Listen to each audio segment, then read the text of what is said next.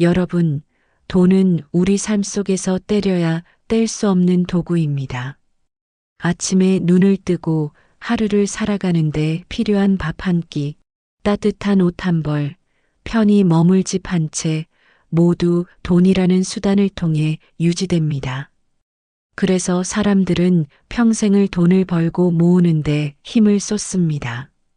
하지만 부처님께서는 돈 그 자체에 집착하지 말라고 가르치셨습니다. 돈은 선하지도 악하지도 않습니다. 돈은 단지 마음을 비추는 거울일 뿐이지요. 내 마음이 탐욕에 물들어 있으면 돈은 탐욕을 키우는 불씨가 되고, 내 마음이 자비로움에 젖어 있다면 돈은 누군가를 살리는 등불이 됩니다. 한 어르신은 이렇게 말씀하셨습니다. 돈이 많을 때도 허전했고 돈이 없을 때도 마음이 편할 때가 있었소. 결국 중요한 건 돈이 아니라 내가 어떻게 쓰느냐였소. 이 고백 속에 깊은 지혜가 담겨 있습니다. 부처님께서는 제자들에게 자주 말씀하셨습니다. 베푸는 이는 행복하고 나누는 이는 복을 쌓는다. 내가 쓴 돈이 나의 욕심을 채우는데 그친다면 잠시의 즐거움은 남을지 몰라도 곧 허무와 공허함이 따라옵니다. 하지만 내가 쓴 돈이 누군가의 눈물을 닦아주고 누군가의 고통을 덜어주며 누군가의 삶을 밝히는 빛이 된다면 그것은 곧 복의 씨앗이 되어 나와 세상에 열매를 맺습니다. 오늘 우리는 이 자리에 함께 모여 돈을 어떻게 쓰면 참된 지혜가 되는지, 불자로서 어떻게 돈을 공덕으로 바꿀 수 있는지를 함께 살펴보려 합니다. 이 시간을 통해 여러분이 쓰는 돈이 단순한 지출이 아니라 세상에 선한 물결을 만드는 씨앗이 되기를 발언합니다. 첫 번째 지혜 제보시. 돈을 잘 쓰는 첫 번째 길은 바로 제보시, 곧 물질을 나누는 것입니다. 보시에는 여러 종류가 있지만 제보시는 가장 기본적이고 누구나 실천할 수 있는 보시입니다. 내가 가진 돈, 내가 가진 재물을 조금 떼어내어 다른 이를 돕는 것, 이것이 바로 제보시입니다. 많은 분들이 이렇게 말합니다. 나는 가진 게 적어 보시할 여유가 없습니다. 그러나 불교에서는 보시의 크기를 액수로 따지지 않습니다. 중요한 것은 얼마를 냈느냐가 아니라 어떤 마음으로 나누었는가입니다. 작은 등불 하나가 어두운 방 전체를 밝히듯 작은 나눔 하나가 누군가의 인생을 비추는 큰 빛이 되기도 합니다. 한 불자의 이야기를 전해드리겠습니다. 그분은 퇴직 후 연금으로 살아가는 분이었습니다. 경제적으로 넉넉하지 않았지만 매달 일정 금액을 지역 아동센터에 기부했습니다. 내가 가진 것 중 조금은 아이들을 위해 쓰고 싶다는 마음에서 시작된 일이었습니다. 처음에는 이 작은 돈이 무슨 의미가 있을까 하는 생각도 했지만 어느 날 센터에서 연락이 왔습니다. 그 돈으로 아이들이 학용품을 사서 공부하고 함께 나눠 먹을 간식을 마련했다고 합니다. 그 소식을 듣는 순간 그 불자는 눈물이 핑 돌았다고 했습니다. 내 돈이 아이들의 웃음이 되었구나. 그 순간 그는 깨달았습니다. 돈은 쓰는 것 같지만 사실은 나에게 돌아오는 것이 더 크다는 것을 말이지요. 부처님께서는 이렇게 말씀하셨습니다. 작은 등불 하나가 천 등불을 밝히듯 작은 나눔 하나가 무량한 복을 만든다. 돈을 나눈다는 것은 단순히 물질을 덜어내는 것이 아닙니다. 그 속에 담긴 진심, 자비심, 그리고 상대를 향한 연민이 바로 복의 크기를 결정합니다. 제보시는 가난한 이웃만을 위한 것이 아닙니다. 때로는 내 가족, 내 친구, 내 이웃이 어려울 때 따뜻한 밥 한 끼를 대접하는 것도 제보시입니다.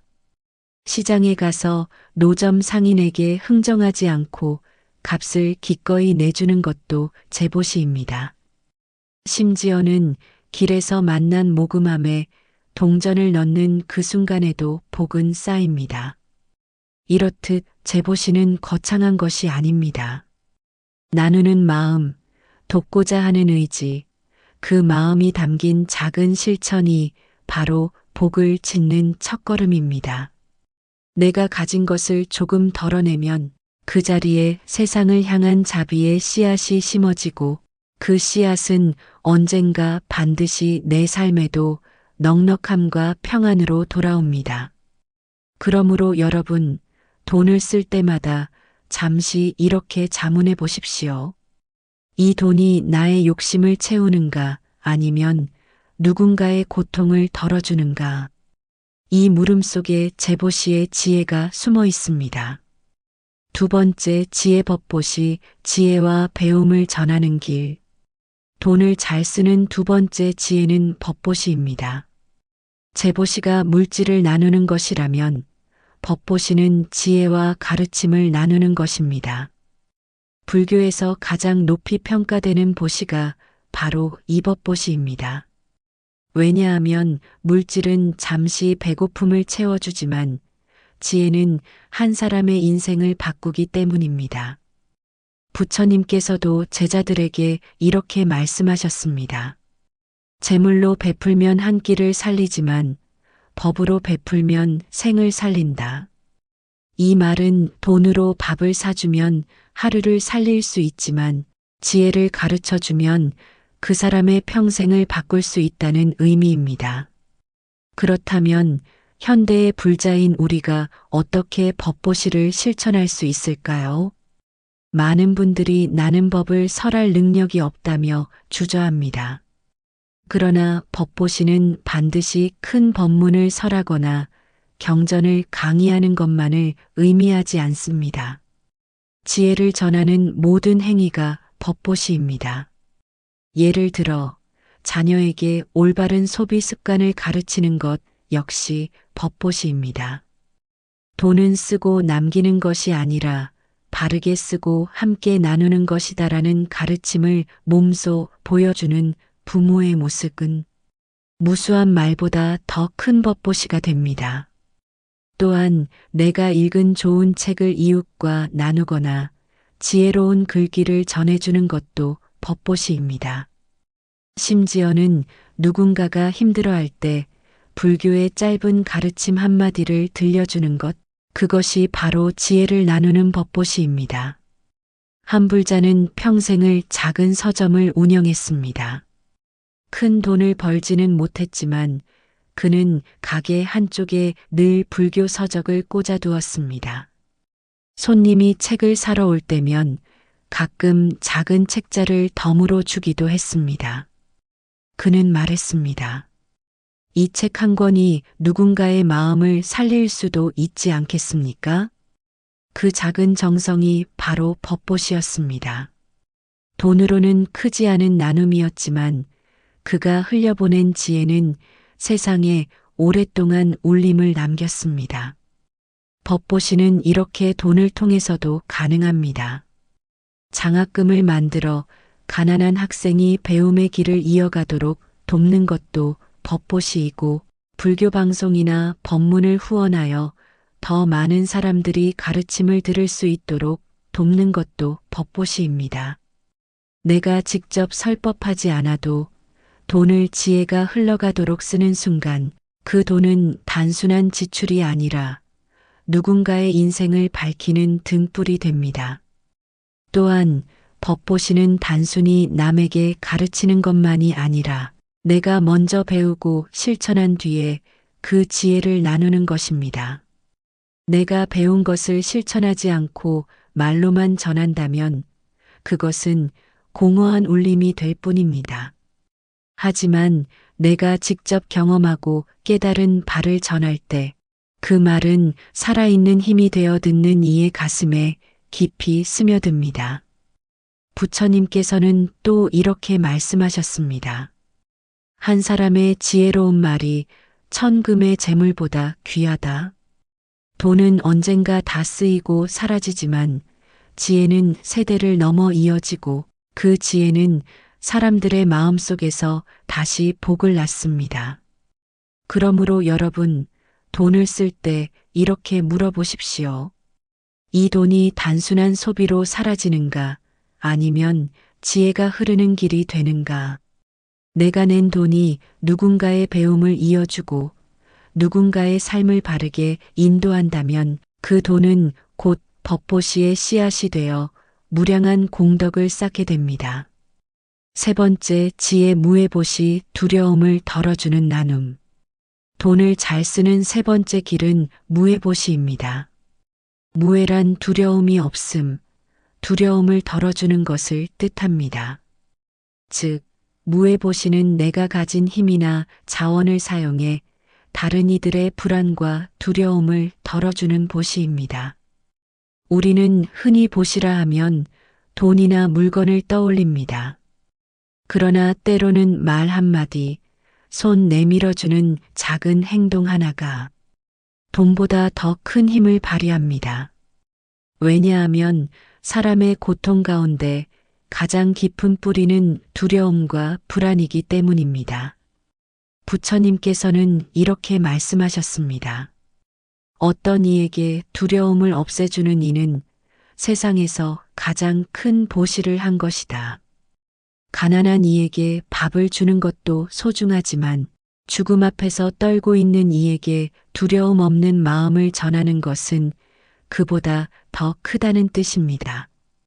그렇다면 우리가 어떻게 무해보시를 돈으로 실천할 수 있을까요?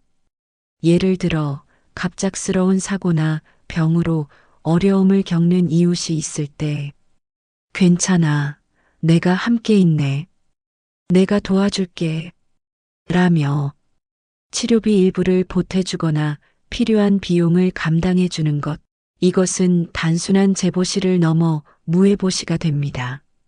돈이 단순히 물질을 나누는 데 그치지 않고 상대의 마음 깊은 곳에 자리한 불안과 두려움을 덜어주는 역할을 하기 때문입니다. 한 불자의 실제 사례가 있습니다. 그분은 동네에 홀로 사는 어르신을 알게 되었는데 그 어르신은 늘 경제적 어려움과 건강 문제로 불안해하며 살았습니다. 그 불자는 매달 일정 금액을 전해드리면서도 이 돈은 그냥 생활비가 아니라 어르신이 걱정 없이 지내시라는 제 마음입니다. 라고 말씀드렸습니다. 어르신은 돈보다 그 말에 큰 위로를 받으셨다고 합니다. 이제는 밤에 덜 무섭네. 누군가 나를 걱정해 준다는 게 이렇게 고마운 줄 몰랐어. 이것이 바로 무해보시의 진정한 힘입니다. 무해보시는 돈을 크게 쓰지 않아도 가능합니다. 예컨대 어려움에 처한 친구와 함께 병원에 동행하는 것, 불안해하는 이웃에게 작은 선물을 건네며 안심시켜주는 것, 또는 누군가 빚 문제로 두려워할 때 법률 상담을 연결해 주는 것, 이 모든 것이 무해보시입니다. 그 순간 내 돈과 내 마음은 누군가의 두려움을 덜어주는 따뜻한 방패가 됩니다. 부처님께서는 또 이렇게 말씀하셨습니다. 나누어 두려움을 없애주는 이는 스스로도 두려움에서 벗어난다. 내가 누군가의 두려움을 덜어주면 그 순간 내 마음속 두려움도 함께 사라집니다. 누군가를 돕는다는 기쁨, 누군가의 마음을 편하게 해주었다는 보람이 내 삶에 평안을 가져오기 때문입니다.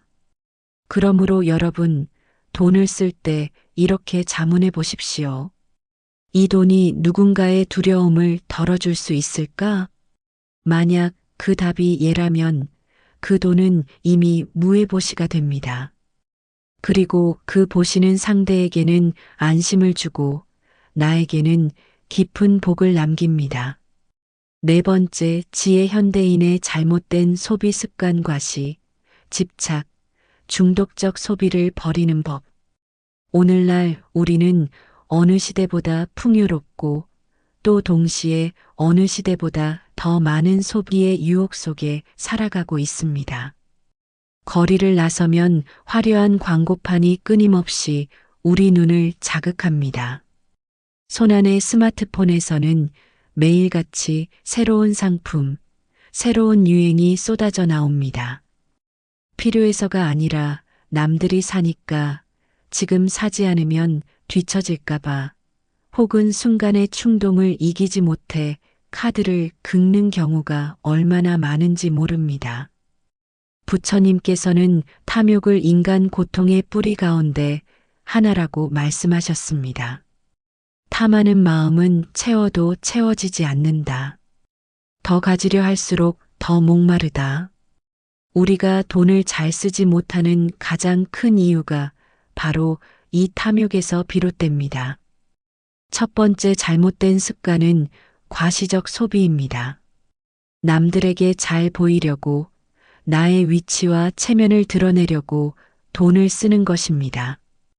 예를 들어 실제로는 필요하지 않은데도 명품을 사거나 내 형편에 맞지 않는 집이나 차를 억지로 마련하는 것. 이런 소비는 잠시의 만족을 줄 수는 있어도 결국 마음에는 허무와 불안만 남습니다. 왜냐하면 과시는 끝이 없기 때문입니다. 오늘보다 더 비싼 것, 더 큰 것을 원하게 되고 그 과정에서 빚과 후회만 쌓여갑니다. 두 번째 잘못된 습관은 집착적 소비입니다. 무언가를 소유해야만 마음이 편해지는 상태입니다. 집 안가득 옷과 물건이 쌓여 있어도 여전히 부족하다고 느끼고 쇼핑을 통해서만 위안을 얻으려 하는 마음. 이것이 집착적 소비입니다. 하지만 물건은 결코 마음을 채워주지 못합니다. 오히려 물건이 늘어날수록 관리해야 할 짐도 늘어나고 그만큼 마음은 더 무겁고 불편해집니다. 세 번째 잘못된 습관은 중독적 소비입니다. 요즘은 온라인 쇼핑, 명절 세일, 일일 특가 같은 자극이 끊임없이 쏟아집니다.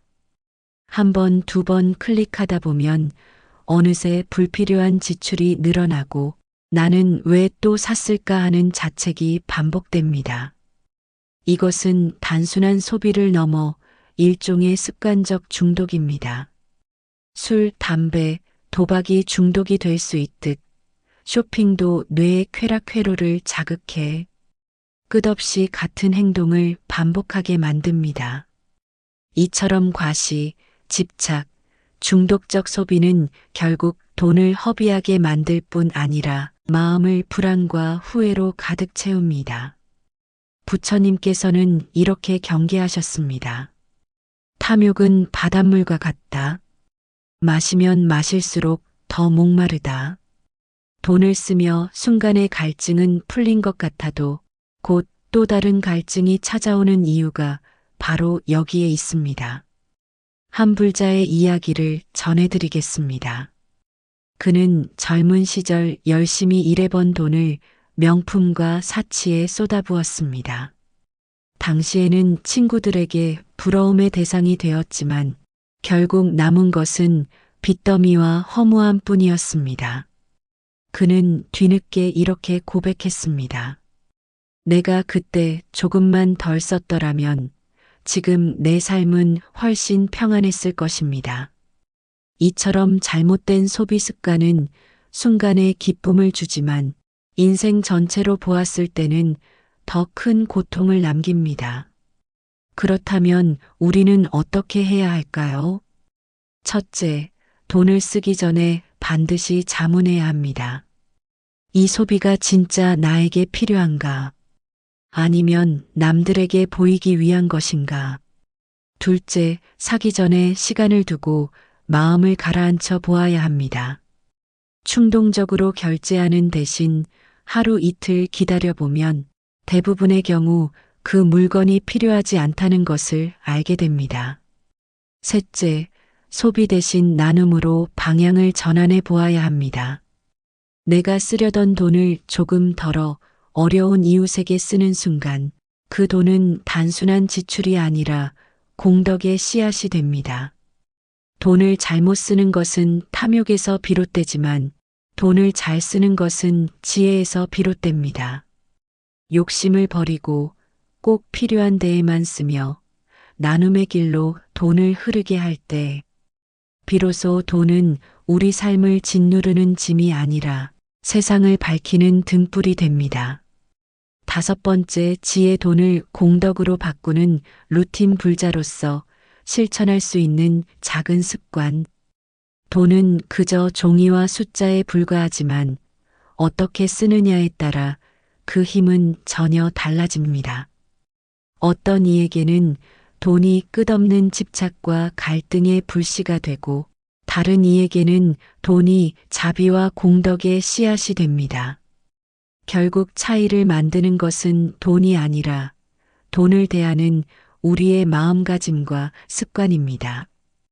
부처님께서는 이렇게 말씀하셨습니다. 작은 실천이 큰 공덕을 낳는다. 돈을 쓰는 습관도 마찬가지입니다. 크게 베푸는 것만이 공덕이 아니라 매일매일 반복되는 작은 루틴이 모여 큰 복이 되는 법입니다. 그렇다면 불자로서 우리가 당장 실천할 수 있는 루틴은 무엇일까요? 1. 하루 한 번 작은 보시를 실천하기. 매일 돈을 쓸 때 나를 위한 소비만 하지 않고 작은 나눔을 더하는 습관을 들여보십시오. 예를 들어 시장에서 과일을 살 때 흥정을 하지 않고 기꺼이 값을 내주는 것, 편의점 계산대 앞에 있는 모금함에 동전을 넣는 것, 이웃에게 따뜻한 차 한 잔을 사주는 것, 이 모든 것이 하루의 작은 보시가 됩니다. 액수는 중요하지 않습니다. 그 순간 내가 가진 것을 누군가와 나눈다는 마음이 바로 복의 근원입니다. 2. 소비 전 감사의 마음을 먼저 올리기. 돈을 지출할 때 무심히 쓰는 대신 잠시 호흡을 고르고 마음으로 감사해 보십시오. 이 돈을 쓸 수 있음에 감사합니다. 이 돈이 흘러가는 곳에 좋은 인연이 피어나기를 바랍니다. 이렇게 마음을 바꾸면 같은 지출도 업이 아닌 공덕으로 전환됩니다. 부처님께서는 마음이 곧 행위의 뿌리라고 하셨습니다. 돈을 쓰는 마음가짐이 탐욕이냐 감사냐에 따라 그 결과는 전혀 달라집니다. 3. 정기적인 회양 루틴 만들기. 한 달에 한 번 혹은 분기마다 내 수입의 일정 부분을 회양하는 습관을 들여보십시오. 그 돈은 사찰의 법회에 보시할 수도 있고 어려운 이웃을 위한 후원에 쓸 수도 있습니다. 중요한 것은 일정한 리듬을 만드는 것입니다. 이 리듬은 내 삶에 안정감을 주고 나 자신을 부자로 만드는 내적 풍요를 가져다 줍니다. 한 불자는 매달 첫째 주 일요일에 수입의 11조를 회양했습니다. 처음에는 아깝다는 마음이 있었지만 시간이 갈수록 신기하게도 마음이 넉넉해지고 내 삶에 예상치 못한 도움들이 들어왔습니다. 그분의 고백은 회양 루틴의 힘을 잘 보여줍니다. 4. 불필요한 소비를 줄이고 남는 돈을 선한 곳에 쓰기. 우리는 종종 충동적으로 물건을 삽니다. 그러나 꼭 필요하지 않은 소비를 줄이고 그 남은 돈을 보시나 나눔으로 쓰면 그 돈은 단순히 사라지는 것이 아니라 공덕으로 전환됩니다.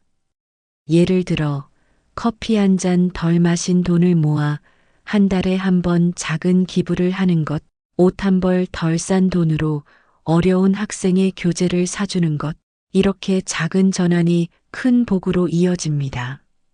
5. 돈을 쓸 때마다 발언하기. 돈을 낼 때 이렇게 발언해 보십시오. 이 돈이 흘러가는 곳에 좋은 일이 일어나기를, 이 돈이 쓰이는 손길마다 평안이 깃들기를.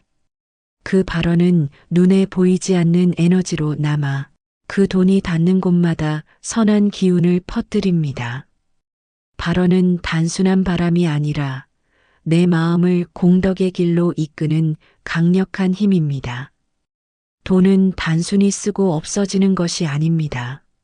내가 어떤 마음으로 어떤 습관 속에서 쓰느냐에 따라 그 돈은 누군가의 고통을 덜어주는 빛이 되고 내 삶을 풍요롭게 만드는 공덕의 뿌리가 됩니다. 그러므로 여러분, 돈을 쓸 때마다 이렇게 다짐해 보십시오. 이 돈이 내 욕심이 아닌 세상의 자비를 키우는 길로 흐르게 하겠습니다. 이 다짐이 반복될 때 우리의 소비 습관은 곧 수행이 되고 돈은 복으로 바뀌어 돌아옵니다. 6번째 지혜 마무리. 돈을 잘 쓰는 불자의 삶, 복이 되는 길. 우리는 평생 돈을 벌고 쓰고 또 모으며 살아갑니다. 때로는 돈 때문에 기뻐하고 때로는 돈 때문에 괴로워합니다. 돈이 부족하면 근심이 생기고 돈이 많아도 집착이 생깁니다. 그래서 불교에서는 돈 자체가 문제라고 하지 않고 돈을 대하는 우리의 마음이 문제라고 말합니다. 앞서 우리는 3가지 보시, 즉 재보시, 법보시, 무예보시를 통해 돈을 어떻게 잘 쓸 수 있는지 살펴보았습니다. 그리고 잘못된 소비 습관을 버리고 작은 루틴을 만들어 돈을 공덕으로 바꾸는 방법도 나누었습니다. 이 모든 길의 핵심은 결국 돈을 통해 탐욕이 아닌 자비를 키우는 것입니다. 부처님께서는 이렇게 말씀하셨습니다. 탐욕으로 쓴 돈은 불씨가 되고 자비로 쓴 돈은 등불이 된다. 돈이 불씨가 되어 나와 남을 태울 수도 있고 등불이 되어 어둠을 밝히고 길을 안내할 수도 있다는 뜻입니다. 여러분, 돈은 잠시 손에 머물다 떠나는 손님과 같습니다. 내 것이 아닌 것을 내 것이라 여기며 움켜쥐면 괴로움만 남습니다. 그러나 그 손님을 정성껏 맞이해 좋은 곳으로 보내면 그 인연은 언젠가 다시 나에게 복으로 돌아옵니다. 우리가 쓰는 돈은 결코 사라지지 않습니다. 그 돈이 흘러간 곳에 씨앗이 되고 그 씨앗은 반드시 열매가 되어 돌아옵니다. 한 불자는 이렇게 말했습니다. 젊을 때는 돈을 쌓는 것이 행복이라 생각했지만 나이가 드니 돈을 어떻게 쓰느냐가 내 인생의 얼굴을 만들더군요. 그 말처럼 돈은 쓰는 방식에 따라 우리의 인생을 드러냅니다. 그러므로 이제 우리는 이렇게 다짐해야 합니다. 나는 돈을 탐욕으로 쓰지 않겠습니다. 나는 돈을 나눔과 자비로 쓰겠습니다. 내가 쓰는 돈이 누군가의 눈물을 닦고 누군가의 두려움을 덜어내며 누군가의 배움을 이어주는 등불이 되기를 바라겠습니다. 이 다짐이 쌓일 때 우리의 삶은 단순히 부유해지는 것을 넘어 진정으로 복이 가득한 삶이 됩니다. 왜냐하면 돈은 사라지지만 공덕은 남기 때문입니다. 여러분, 오늘부터 돈을 쓸 때마다 한번 물어보십시오. 이 돈이 내 욕심을 채우는가 아니면 세상을 밝히는가? 그 물음 하나가 여러분의 소비를 바꾸고 여러분의 삶을 공덕의 길로 이끌 것입니다. 오늘 우리가 나눈 이 말씀을 통해 여러분의 지출 하나하나가 복의 씨앗이 되고 그 씨앗이 자비와 평안의 열매로 돌아오기를 발언합니다. 돈을 잘 쓰는 길, 그것은 곧 불자의 길이자 복이 되는 길입니다. 여러분, 오늘 우리가 함께 나눈 말씀을 마음에 담으셨다면 여러분의 삶 속에서 돈이 탐욕이 아닌 자비의 길로 흘러가기를 발언합니다. 내가 쓰는 작은 돈이 누군가의 기쁨이 되고 그 기쁨이 다시 내 삶을 밝히는 복으로 돌아오기를 바랍니다.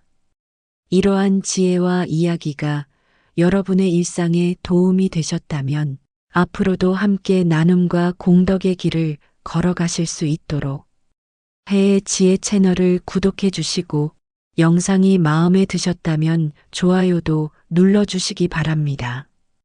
또 알림 설정까지 해두시면 새로운 영상이 올라올 때 바로 만나보실 수 있습니다. 여러분의 관심과 응원이 이 채널이 지혜를 전하는 또 하나의 법보시가 되게 합니다.